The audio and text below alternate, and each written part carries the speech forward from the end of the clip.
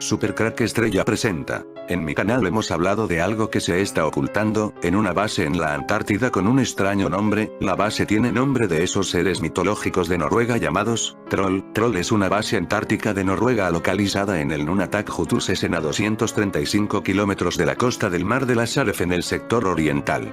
Ya realicé un video hablando de esta base llamada Troll en mi canal, de cómo estaban ocultando lo que yo creo es una ciudad o una civilización no humana. Hoy en este video vamos a ver con la aplicación Google Earth, como muy cerca de la base hay un gran parche blanco que nos oculta lo que hay debajo de ese parche. Está claro que no quieren que veamos lo que hay allí.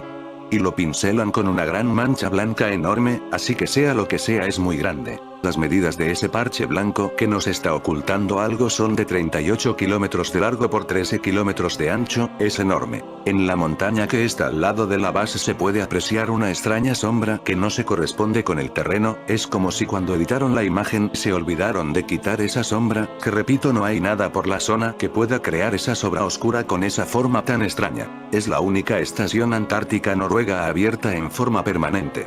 Troll es operada por el Instituto Polar Noruego, pero también cuenta con instalaciones pertenecientes al Instituto Meteorológico Noruego y al Instituto Noruego de Investigación del Aire. Al contrario que la mayoría de las otras estaciones de investigación del continente, Troll está construida sobre una superficie de roca sólida libre de hielo en el Nunatak de Jutursesen, a 1275 msnm, rodeada completamente por el hielo.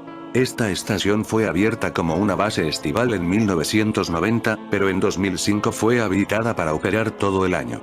Durante el invierno antártico la base tiene capacidad para alojar hasta o personas, aumentando su capacidad a 40 en temporada estival. El aeródromo de Troll es una pista de 3.300 metros de largo por 100 metros de ancho ubicada sobre hielo azul en la Inlandsís de la Antártida, a 1232 msnm y a 6,8 kilómetros de la base Troll. Este aeródromo fue abierto en 2005 y sirve al Running Mouth Lander Network, un proyecto de cooperación internacional que lo usa para proveer tráfico aéreo intercontinental a este sector de la Antártida. Las instalaciones de la base son propiedad del gobierno de Noruega a través de la agencia Statsvik. La operación de las instalaciones es realizada por otra agencia gubernamental, el Instituto Polar Noruego. La base consiste de un edificio modular más nuevo de 300 metros 2, y un sector más viejo de 100 metros 2. La sección nueva consiste de 8 dormitorios, un gimnasio, un sauna, una cocina, un centro de comunicaciones y un espacio de oficina. Además hay varias pequeñas construcciones que son usadas como laboratorios, almacenes de provisiones, generadores and garajes. La sección más vieja es usada parcialmente para almacenamiento y parcialmente como estación estival. La instalación también cuenta con un centro de emergencia para 8 personas, localizado a una distancia segura de la base principal, para casos de incendio u otros accidentes. La estación está dimensionada para tolerar temperaturas por debajo de -60 grados y vientos de 60 metros. Desde hace algunos años han salido a la luz una serie de estructuras de aspecto misterioso, las cuales abarcan más de 2 kilómetros de diámetro. Las estructuras quedaron visibles después de que una región de la Antártida sufriera un derretimiento del hielo que cubría la zona. Muchos historiadores han especulado que podría tratarse de alguna especie de refugio descartado para una posible tercera guerra mundial para la élite mundial, incluso se ha dicho que podría tratarse de una pista de aterrizaje extraterrestre. Lo cierto es que estas estructuras misteriosas han aparecido de repente y nadie ha explicado de qué se tratan. Los especialistas se han dedicado a estudiar las extrañas estructuras, sugiriendo que estas poseen la forma de una especie de ciudad pequeña y que, al parecer, podrían haber estado enterradas por años. Por lo vemos ahora esto lo tapan en el Google Earth con parches. Están ubicadas al norte del asentamiento interior de la Antártida, lugar en el que las temperaturas descienden hasta los -90 grados centígrados. Es por esta simple razón que muchos han descartado la teoría del refugio elitista, pues la calidad de vida en dichas condiciones climáticas sería paupérrima. Así, la teoría de que se tratase de una pista de aterrizaje extraterrestre, pues toda la zona parece estar llena de huellas vehiculares. Según uno de los especialistas que estudia el caso, asegura que la estación de investigación científica más próxima es la de Troll, una estación noruega que está en Jutursesen, a unos 320 kilómetros de la estructura, en las cercanías de la costa Princesa Marta. Una zona que se le conoce como la Tierra de la Reina Maud. Una base de operaciones secretas en la Antártida. Esta estructura, se supone, podría estar relacionada con ciertas actividades humanas con fines investigativos, pero siguiendo las coordenadas exactas de donde aparecieron la estructura, vemos que la estación científica más cercana es la mencionada anteriormente, por la ubicación parecer no tener sentido alguno. Recordemos que en mi canal Super Crack Estrella hemos mostrado lo que parecen bosques muy cerca de esta base. Estas estructuras, sean lo que sean, empezó a ser visible desde el año 2001, cuando el hielo que lo cubría habría empezado a derretirse, dejando ver las primas muestras del lugar. En el año 2009, los indicios ya eran sumamente claros y para hace 5 años, ya era totalmente visible. Sin alguna, este lugar parece ser el centro de operaciones de algo y, por lo que se puede ver, las estructuras podrían alcanzar hasta los 2000 metros de altura. Este descubrimiento ha generado una gran cantidad de teorías y especulaciones en la red, pues nadie sabe lo que podría ser y, peor aún, ningún gobierno se ha manifestado al respecto. Recomiendo ver mi video sobre la base Troll, la Tierra Hueca. El reino subterráneo. Una de las más arcaicas y magníficas leyendas de la humanidad primitiva es la de un reino portentosamente rico, poderoso y sabio que existe oculto en las entrañas de la tierra. Se dice que allí impera un monarca quien podría ser, si lo quisiera, el rey del mundo, el Mahachohan, señor de la civilización y del tiempo. Esa leyenda tiene raíces profundas que se pierden en misterios que apenas vislumbramos, en arcanos de los que apenas estamos hallando las primeras pistas. Mas, por ahora, debemos tomarla solo como leyenda.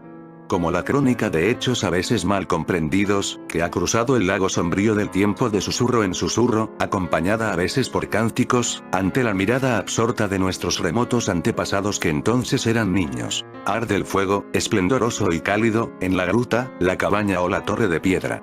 Quizás afuera se arremolina el viento helado haciendo restallar el peligroso grito de caza de la manada de lobos prehistóricos de poderosa espalda jorobada y mandíbulas capaces de triturar de un mordisco el fémur de un guerrero. Afuera está el miedo, el dolor, la muerte, aunque las estrellas brillen reflejándose en los ojos atentos de las fieras.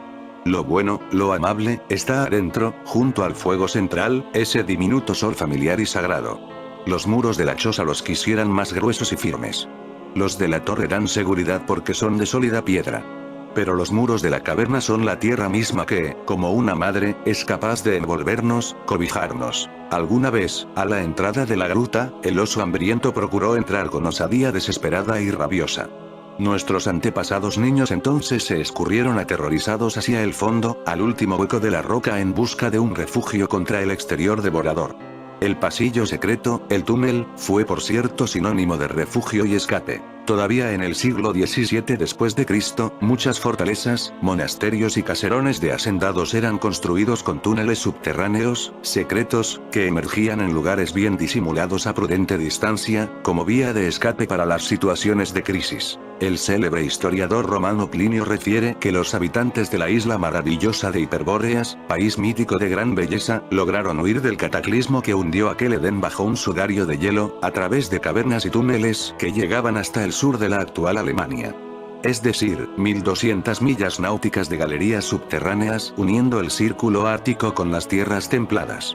Esto equivale a 2246 kilómetros. Tratar de imaginarse lo que debió haber sido semejante viaje es ya difícil y agotador.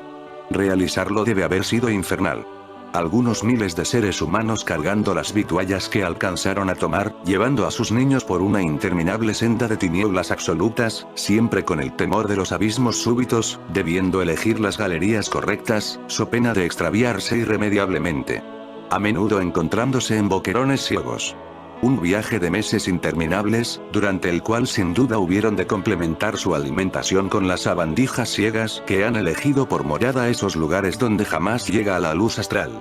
Insectos, murciélagos, gusanos, peces estrafalarios. Todos estos elementos de la experiencia humana, reales o supuestamente reales, se articulan para darle grandeza a la leyenda auténtica, al mito que opera como uno de los potentes motores de una cultura. El gran filósofo de la ciencia Teilhard de Chardin hizo notar que la vida tiene una voluntad tenaz, metida en su esencia misma, que tiende a hacerla cubrir físicamente, geométricamente, toda la esfera planetaria, aún los lugares más inhóspitos. La vida que descubren los espeleólogos, los que estudian las grutas y cavernas, en las profundidades de la Tierra, da una prueba del heroísmo con que esos seres cumplen su vocación colonizadora. Así, pues, si en verdad ocurrió aquel viaje desesperado de los hiperbóreos hacia el sur de Alemania, se encontraron en las cavernas las dos categorías de seres vivientes que podrían haberse hallado ahí: los fugitivos, en busca de salvación, y los colonizadores, siguiendo el laberinto de su destino. Por cierto que los más asustados eran los más peligrosos. Ha de haber sido nauseabundo presenciar alguna de aquellas lúgubres panzadas de sabandijas ciegas, en que bellísimos niños hiperbóreos, con damas tan hermosas como encantadoras, debían asumir la realidad de la miseria y olvidar la repugnancia. Podríamos, entonces, imaginar que algunos de aquellos fugitivos hubieran preferido quedarse para siempre habitando aquel mundo sin luz. Para nosotros, la posibilidad es inconcebible. Solo un loco hubiera elegido exiliarse para siempre de la claridad celeste de los días. Así, pues, el camino de la leyenda no nos conducirá hacia el reino en el interior de la Tierra por el camino de la caverna de escape. Salvo que el sol de Esmeralda, salvo que en medio de aquellos laberintos hubieran encontrado una nueva luz, un ámbito vital suficientemente grato para que en él hubieran hallado consuelo a los infortunios del viaje y les hubiera repugnado la idea de abandonarlo para seguir la peregrinación a través de los túneles interminables. El escritor Peter Colosimo menciona que en la Amazonia, un explorador extraviado accidentalmente en un vasto laberinto subterráneo fue adentrándose más y más en él, a ciegas en su angustia. De pronto, el hombre se encontró en un lugar donde los muros de roca y tierra lucían iluminados como por un sol de esmeralda. Estas cavernas iluminadas tan fuertemente por aquella luminosidad se extendían indefinidamente. Refiere que el aventurero se encontró también ante un enorme insecto que parecía una araña de dimensiones colosales y un apetito también colosal, por lo cual debió salir huyendo tan rápido como le fue posible. Durante su huida, el explorador divisó al fondo de una de las galerías iluminadas unas sombras que semejaban seres humanos. También las tradiciones de las lamaserías tibetanas afirman que existen vastos espacios subterráneos en los cuales abunda una fuente de irradiación de energía que emite una especie de luminiscencia verde capaz de sustituir con ventaja los rayos solares, ya que estimula el crecimiento de los vegetales y prolonga admirablemente la vida humana, retardando al mismo tiempo el envejecimiento del cuerpo y de la mente. En los Estados Unidos hay otros aportes curiosos que refuerzan las tradiciones folclóricas acerca del sol de Esmeralda. Un buscador de oro, de apellido White, cuenta que durante una de sus incursiones en busca de mineral se adentró por unas cavernas naturales, en 1935.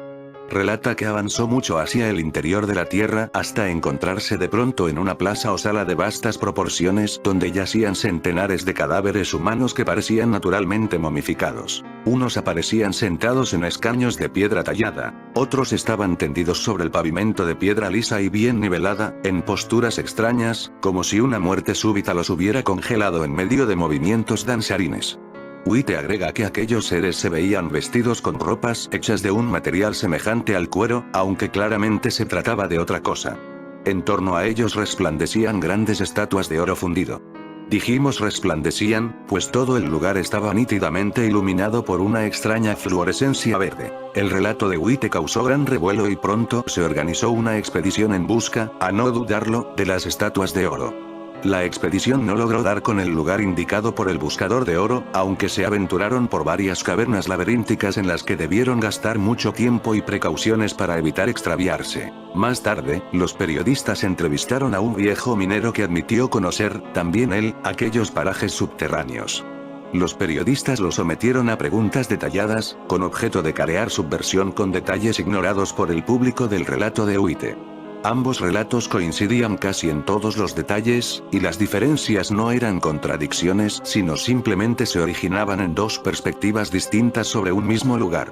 El viejo minero agregó, además, que por ningún motivo indicaría a nadie la entrada a aquel lugar, pues se trataba de una localidad maldita, que podría desatar horribles calamidades sobre la gente si algunos intrusos imprudentes rompían ciertos sellos. Era obvio que el anciano sentía un terror supersticioso, invencible, en relación a aquellas cavernas. También en los Estados Unidos surgió otro relato impresionante respecto de las profundas cavernas habitadas. El mismo Peter Colosimo refiere que en 1920 un guía indio de California, de nombre Thomas Wilson, le proporcionó la historia de una extraña aventura que le habría ocurrido a su abuelo. Dice Wilson que en una ocasión el anciano indio se introdujo por unos cañadones y desfiladeros estrechos que pronto se convirtieron en galerías subterráneas. El hombre, con el estoicismo inquisitivo propio de su raza, siguió adelante en su exploración, ayudado por una luminosidad que primero era tenue, pero que más adelante fue haciéndose más intensa. Finalmente fue a parar a una gran ciudad subterránea en la cual permaneció durante algún tiempo, viviendo entre personas extrañas que lo acogieron con discreta hospitalidad caritativa.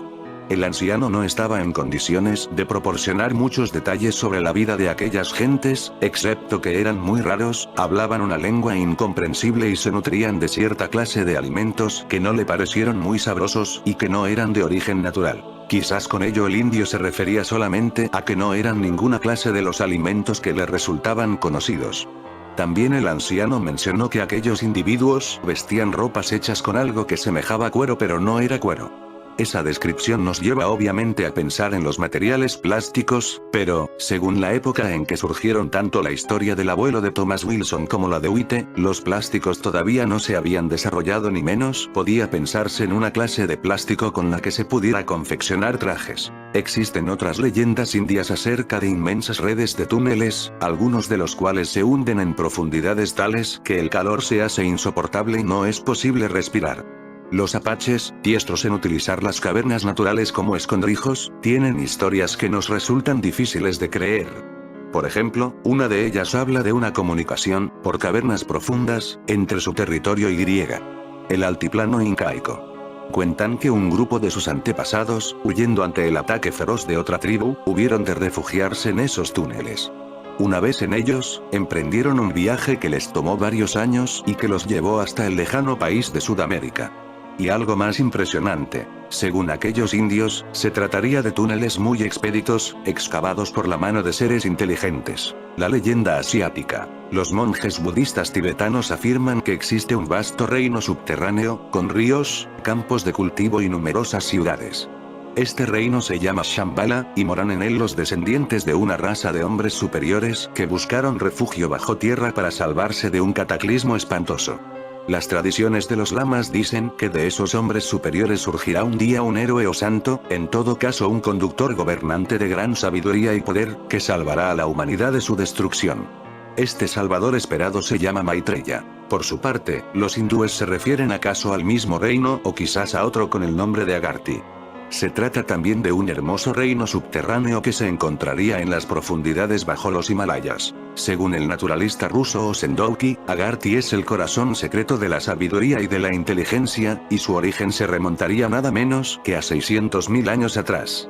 Es decir, Agarthi no habría sido construido por nuestra especie Homo sapiens, que por aquellos años apenas se alcanzaba a bosquejar las características del hombre actual. Hay numerosas opiniones que apuntan a relacionar el Agarthi con la antiquísima civilización prehumana del desaparecido continente de Mu. Desafortunadamente quienes nos proporcionan detalles acerca de Agarthi y acerca de Mu lo hacen de un modo entre fantasioso e ingenuo, basándose la mayoría de las veces en fuentes tan dudosas como revelaciones de espiritistas o percepción de voces cósmicas. Fuera de ello, suelen anexar a sus descripciones ciertas supuestas enseñanzas secretas de carácter espiritual que finalmente acaban siendo la repetición alambicada de amaos los unos a los otros que Jesucristo expresó con tanta sencillez. No obstante, el mito es poderoso y está vivo en la India, donde se expresa en versiones distintas, pero que coinciden en indicar la creencia de que en aquel reino existe una ciencia superior y un entendimiento de la realidad que exige a sus habitantes un sentido ético fundamentalmente distinto del nuestro. Tanto, que los habitantes de Agarthi han optado por mantenerse encerrados en sus fronteras subterráneas sin permitir el paso más que a unos poquísimos elegidos que al parecer no vuelven jamás a reincorporarse al mundo de los hombres comunes. Por cierto que en varias oportunidades han aparecido en Europa, sobre todo en París y Londres, algunos personajes exóticos que han presumido de ser pontífices, dignatarios y hasta reyes de Agarthi, para luego verse mezclados en situaciones ridículas o en míseros timos. Sin embargo, la misma existencia de semejantes timadores nos da una idea acerca de la poderosa vigencia de la leyenda. Ni en India ni en ninguno de los países himalayos se habla con liviandad acerca de Agarthi. Se le considera un asunto serio, y uno queda con la sensación de que aquellos pueblos saben más sobre el asunto de lo que quieren decir. Por otra parte, también los investigadores occidentales muestran, en la mayoría de los casos, una curiosa reserva acerca de sus descubrimientos sobre el tema, y a menudo solo tiene el público alguna información en forma indirecta y distorsionada. Tal ha sido el caso, por ejemplo, de las investigaciones hechas por los nazis. Lo poco que se sabe de ellas ha sido a través de versiones antinazistas y con evidente intención de ridiculizar a Hitler. Sin embargo, los rusos habían iniciado un vasto programa de investigaciones científicas en el Tíbet, siguiendo el curso de las tradiciones existentes en los lamasterios budistas del Himalaya, incluyendo el estudio de prácticas iniciáticas y de posible comunicación telepática con inteligencias del cosmos exterior o del cosmos interior. China no ha dado a conocer si por su parte ha continuado tales investigaciones luego del enfriamiento de relaciones diplomáticas con Moscú. Se ha negado a que nuevas expediciones rusas tengan acceso a esos lugares. También en su propio territorio los rusos han podido efectuar interesantes exploraciones sobre estas enigmáticas civilizaciones subterráneas.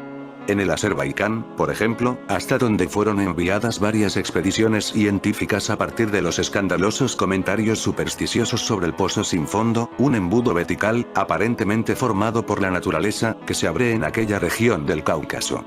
Las gentes hablaban de que subían alaridos, golpes, ruidos de forja y lamentos estremecedores, y que a veces un resplandor azulenco iluminaba las profundidades mientras que las paredes parecían también adquirir aquella tenue luminosidad. Al efectuar el descenso por la chimenea de la caverna, hubieron de desistir en el intento de alcanzar el fondo mismo, pues su profundidad resultaba excesiva incluso para los medios modernos de exploración espeleológica. Dirigieron entonces las investigaciones hacia las oquedades del contorno, en procura de algún sistema de túneles que les permitieran descender paulatinamente sin perder del todo contacto con la chimenea central. Fueron descubriendo así un dédalo de cavernas asombrosas. Exploraciones sucesivas han comprobado que ese sistema de cavernas alcanza hasta lugares enormemente lejanos en la región caucásica y en Georgia, hacia el sur. La inclinación natural a suponer que esas cavernas habían sido ocupadas por hombres prehistóricos se vio al principio confirmada por el hallazgo de osamentas humanas y algunas inscripciones rupestres toscas y fácilmente determinadas. No obstante, un examen más minucioso dejó en evidencia que las osamentas eran muy posteriores a la excavación artificial de muchas de las grutas y galerías que interconectaban los túneles naturales. Finalmente los espeleólogos rusos descubrieron que había todo un sistema de túneles convergentes hacia determinadas arterias principales excavadas en las profundidades. Desgraciadamente la exploración no ha podido aún ser exhaustiva a causa de las numerosas obstrucciones por derrumbes. A pesar de todo, la red de galerías artificiales ya explorada resulta sorprendente. Casi todas conducen a cámaras o plazas circulares, de techo abovedado, de las cuales divergen nuevos conductos. Se advierten además otras excavaciones de formas especiales, nichos vacíos, pozos verticales excavados a plomada, y unos conductos extremadamente angostos como si por ellos se hubieran deslizado objetos de poco volumen y mucho peso. La exploración de una galería comparativamente despejada llevó, al cabo de varios kilómetros, hasta una plaza extraordinariamente amplia, con techo abovedado a más de 20 metros de altura, que ostentaba huellas indudables de haber sido obra del trabajo inteligente, muy hábil en el trabajo sobre piedra y en el diseño de bóvedas casi perfectas en su forma ojival, y con dominio absoluto del trazado de muros rectos y firmes que conservan su diseño arquitectónico a pesar de su antigüedad incalculable por ahora y los movimientos telúricos que han debido soportar. Existe un movimiento arqueológico en Rusia que sostiene que el sistema de galerías se prolongaría, con diversas otras salidas, hasta más allá de las cadenas montañosas de la frontera china e iraní, y se le supone conectado también con las cavernas, descubiertas últimamente cerca de la frontera con Afganistán. Es decir, todo un laberinto inexplicable de túneles, en que seres desconocidos realizaron una titánica labor de zapa para unir lugares remotos entre sí, que sin duda resultaría más cómodo alcanzar por la superficie aunque fuese a pie y no a lomo de un buen camello bactriano. ¿Quién prefiere enterrarse vivo? Los humanos comunes somos gente de superficie. Nos gusta el viento, el canto de los pájaros, la bendita luz solar y el milagro inexhaustible de las noches, incluso de las noches nubladas y tenebrosas. La idea de ser enterrado vivo es uno de los horrores clásicos de la humanidad. Y en cuanto a dejarnos envolver por la madre tierra, nos resulta sofocante, claustrofóbico. Quizás tenga que ver con eso el insulto tan común de Sudamérica que consiste en desearle a alguien, en lenguaje crocaz, que retorne al útero materno. Sin embargo, la vida en las grandes ciudades suele privarnos del viento y hacernos adaptar a una vida de edificio de apartamentos, donde gracias al confort y la eficiencia pronto dejamos nuestras ansias de naturaleza relegadas a una categoría de placer suntuario para los fines de semana largos y las vacaciones. ¿Y cómo estaríamos de adaptados si, por ejemplo, hubiéramos vivido por muchas generaciones en el interior de una nave espacial? Para el viajero interestelar, el exterior es el silencio, el vacío mortífero y la negrura salpicada solo ocasionalmente por la luz cruel de astros, cuya perspectiva, cuando logramos apreciarla, solo agudiza nuestro vértigo. Ya varios de los cosmonautas terrestres, en sus pequeñas incursiones al espacio exterior, han formulado declaraciones acerca del sobrecogimiento que produce el espacio extraterrestre, que los ha inducido a adoptar actitudes psíquicas cercanas al misticismo. Es posible que muchas generaciones de humanos nacidos en una nave espacial produzcan un desgajamiento emocional respecto de aquellos elementos propios de la naturaleza de un planeta como el nuestro. Además, la vida en el interior aséptico de la nave debilitaría, al cabo de cierto tiempo, las inmunidades a los microorganismos comunes en un planeta lleno de vida, y, como describiera George Wells, un simple resfrío podría ocasionar la muerte de toda una expedición. Este tipo de observaciones han sido recogidas por aquellos que opinan que los misteriosos habitantes de Shambhala y Agarthy pueden ser seres llegados del espacio, con una civilización enormemente más avanzada que la nuestra, que han preferido recluirse en un mundo que finalmente no sería muy distinto del interior de una inmensa nave interestelar, en el cual pueden controlar fácilmente la contaminación biológica, el clima, los cultivos necesarios y el orden de sus existencias. En virtud de una tecnología avanzadísima, ellos podrían cortar las rocas como si fuesen de manteca, remover grandes masas de materiales, obtener materias primas y fuentes de energía, sin necesitar para nada del mundo exterior. Más todavía, es posible que seres como ellos sientan un auténtico desagrado por nuestro exquisito mundo de la superficie. Vaya uno a saberlo. Ciertamente no existe hasta ahora un fundamento suficientemente sólido como para afirmar que extraterrestres hayan venido a la Tierra en tiempos muy remotos, ni menos que se hayan quedado viviendo en ciudades subterráneas. Para afirmarlo, no. Pero, para suponerlo, al menos hay tres de las más importantes figuras científicas de la actualidad que concuerdan enfáticamente que ya existen pruebas suficientes para suponer que esas visitas de extraterrestres son una posibilidad real, concreta, y no una fantasía absurda. El recientemente fallecido astrónomo Carl Sagan y el físico ruso M. Agrest se mostraron inclinados a creer que realmente se produjeron tales visitas, basándose en pruebas sustanciales de que muchos siglos antes de Cristo fueron elaboradas figuras representando el sistema solar, incluyendo los 3 planetas que serían descubiertos 1000 años después: Neptuno, Urano y Plutón, además de otro planeta que aún no ha sido descubierto por nuestros astrónomos, Nibiru quizás, pero que teóricamente se supone que existe. Como si fuera poco, está la célebre figura que representa los planetas interiores y, entre Venus y la Tierra, se ven nítidamente marcadas unas líneas que señalan sin lugar a dudas una relación significativa entre ambos planetas. Para algunos astrónomos y teóricos de la vida extraterrestre, es posible que Venus haya sido un planeta como lo imaginaban los poetas y los escritores de ciencia ficción antes de que los aparatos terrestres mostraran que se trata de un lugar infernal, con una temperatura cercana a los 500 grados centígrados en la superficie y rodeado siempre de un nublado ominoso de metano y ácido sulfúrico. Para muchos Venus es el lugar donde está el infierno. En Supercrack Estrella realice un video sobre este tema que puedes encontrar en mi canal. En fin amigos de Supercrack Estrella, si el video te gustó pulgar arriba.